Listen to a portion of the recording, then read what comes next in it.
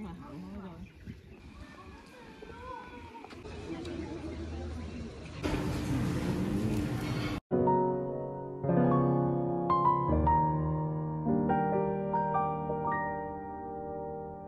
Hello， 歡迎返到嚟我Dream Japan。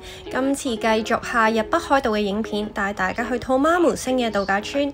仲未睇第一集嘅，可以撳資訊欄嘅連結。食完飯等 shuttle bus 就去睇水之教堂。喺 The Tower 坐一個站就到啦。記得係向微笑海灘嘅方向。如果喺 Buffet Dining Hall Halu 食晚飯，食完就可以直接去到旁邊參觀啦。水之教堂夜晚8點半去到9點半免費開放，去教堂就要行一小段嘅路程，因為我哋推住 BB 車，所以就可以行無障礙嘅路。水之教堂係安藤忠雄先生1988年嘅作品，以屹立喺水中純白嘅十字架而聞名。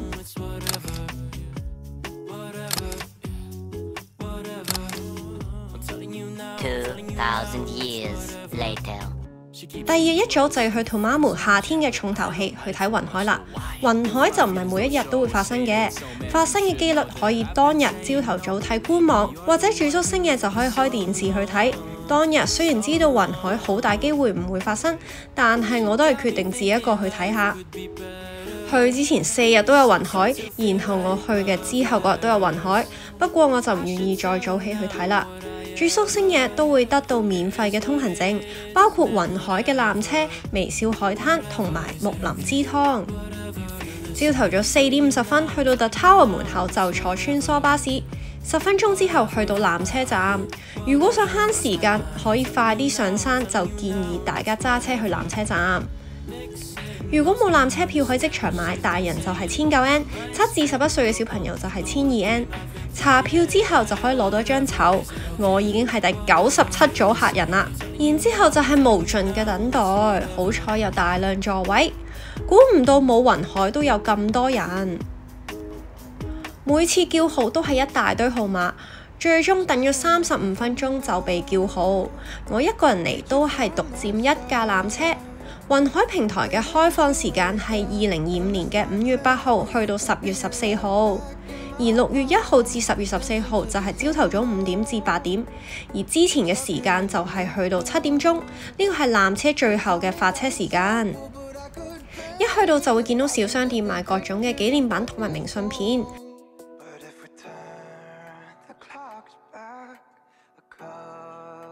明信片嘅價錢已經包括咗郵費，買咗明信片就可以直接喺現場寫。然之後去觀景台藍色嘅雲海郵筒，可以唔貼郵票寄去世界各地。雖然冇雲海，但係能見度都唔錯。話說山頂溫度都係比較低，當日只有11度，所以一定係要着厚衫去嘅。Cloud9 計劃係沿住山路建造嘅6個獨創嘅特色平台，遊客可以喺各種角度去欣賞呢個絕景。大家記得要着運動鞋，因為都要行一段路。首先去到嘅就係 Cloud Bar， 以吧台為靈感嘅展望點，可以眺望絕景，就少少多人，要排隊爬上去高凳影相。識嘅話就可以各爬上一張凳互相影相啦。非常感謝當日遇到嘅香港人去幫我影相。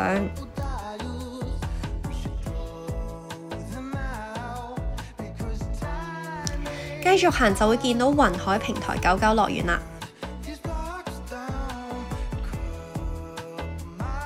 再行就會見到 Cloud Walk， 係雲朵形狀嘅遊步道，遊客可以喺呢度體驗到彷彿漫步喺雲端嘅夢幻感。由地面向外伸延嘅展望台可以觀賞近210度嘅景色。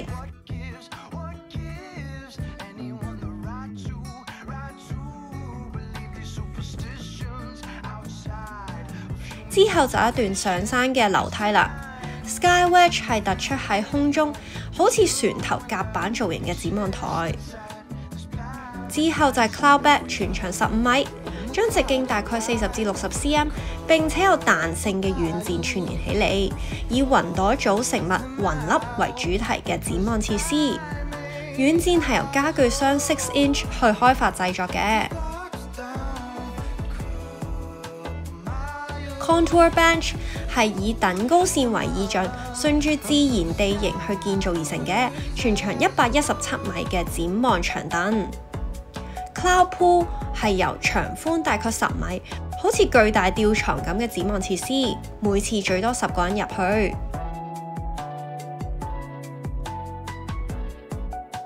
之後嘅路段就係比較難走嘅登山路，需要填寫申請書同埋着登山鞋。行完 Cloud9 返嚟，原來只係用咗20分鐘。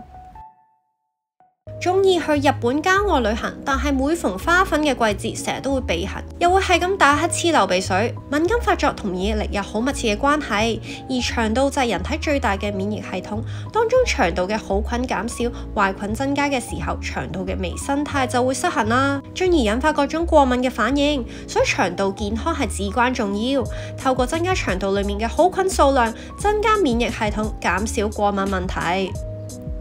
Colli-G 鼻敏婷臨床證實2日改善鼻敏感，專門針對季節性同埋長期嘅鼻敏感困擾。每日1粒可以平衡免疫，改善過敏嘅體質，改善季節性嘅鼻敏、花粉過敏、鼻塞問題近40%。Gas Relief 抗敏益生菌組合由5大抗鼻敏益生菌組成，添加專利後生元、益生元同埋2大天然嘅草本成分，全方位抗敏，從根源改善鼻塞、流鼻水、打乞嗤、鼻痕、流眼水、眼癢、氣喘、咳嗽8大嘅敏感同埋解決敏感復發嘅問題。喺香港嘅時候，成日隻眼好唔舒服，而且會流鼻水，試過捽眼捽到發炎添。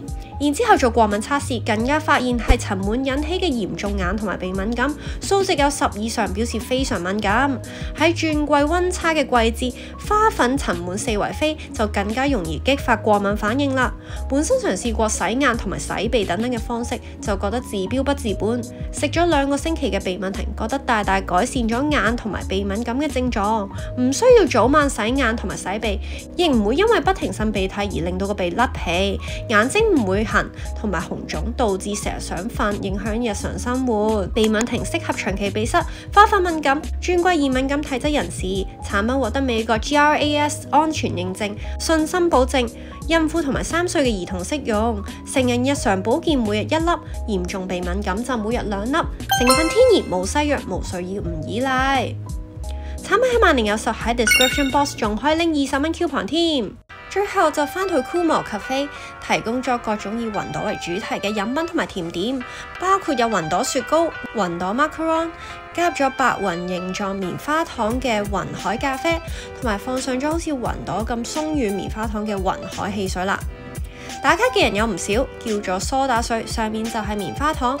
如果天氣太凍嘅話，我就建議叫熱飲，再加個棉花糖喺上面啦。喺雲海季節嘅早晨，可以遇到雲海機率大概40%，會有唔同因素去造成唔同嘅雲海種類。例如 The Tower 漂浮喺雲朵上面，就係托馬姆產嘅雲海啦。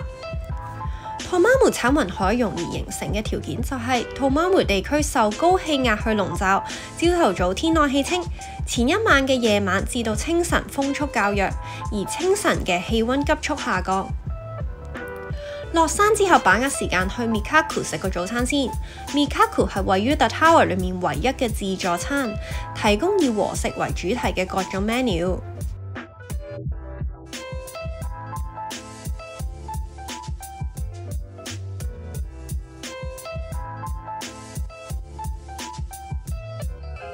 食完早餐就揸車去微笑海灘游水啦。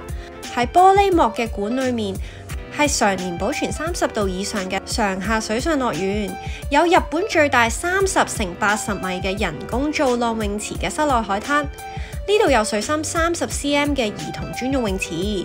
Mina Mina Cafe 係嚴選北海道素材，提供北海道雪糕同埋 gelato 嘅餐廳，亦都有餐廳 Beachside Cafe 提供輕食同埋飲品。呢度可以俾錢租借泳衣同埋各種嘅游泳圈，而手臂泳圈同埋救生衣就係免費嘅。裏面分開俾錢嘅木林枝湯就係一個露天嘅風呂。返酒店沖涼之後食個 lunch。海鮮檔乘以洋酒煎係專注於當地食材，提供大概20種海鮮檔同埋展現北海道風味嘅和洋創意料理。我覺得食物質素就比之前嗰晚食嘅居酒好好多啦。熒幕有當日北海道食材同埋 carpaccio、日替海鮮檔等等食材嘅資訊。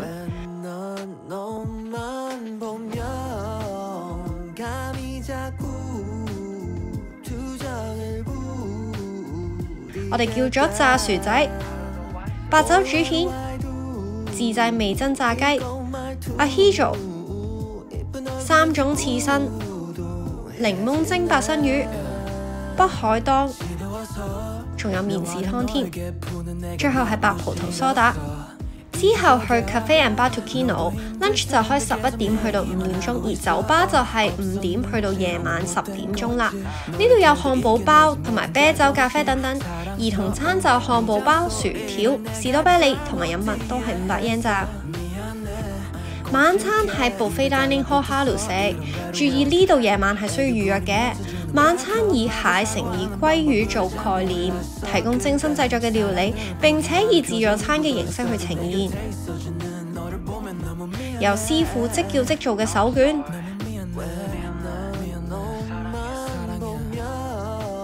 各種刺身，自製茶漬飯、長腳蟹。BB 就會提供蜜茶、濕紙巾、圍兜等等，仲有現做嘅副食，有唔同嘅嬰兒座椅選擇。現場煎嘅牛扒就有啲普通啦，然之後就係夾螺燒。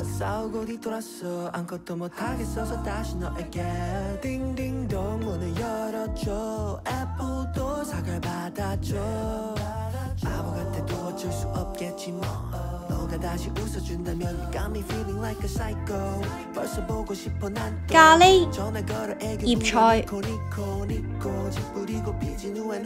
薑汁燒肉、香草烤雞同埋薯仔、燒賣、麻婆豆腐、辣椒醬蝦、三文魚海生菜奶油湯團、明太子意大利麵、薯仔凍湯、各種沙律同埋前菜。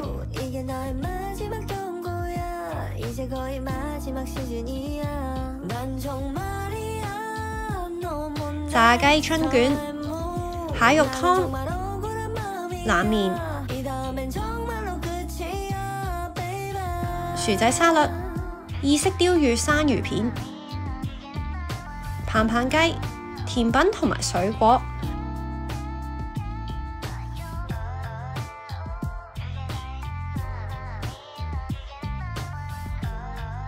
各式嘅飲品同埋咖啡。天婦羅，整體嚟講，我覺得呢個價錢係可以接受嘅，就冇話特別突出啦。呢條片去到呢度，鍾意嘅記得 like、subscribe、comment 同埋 share 俾身邊嘅朋友，再追蹤我嘅 Instagram 同埋 Facebook。我哋下條片再見啦，拜拜。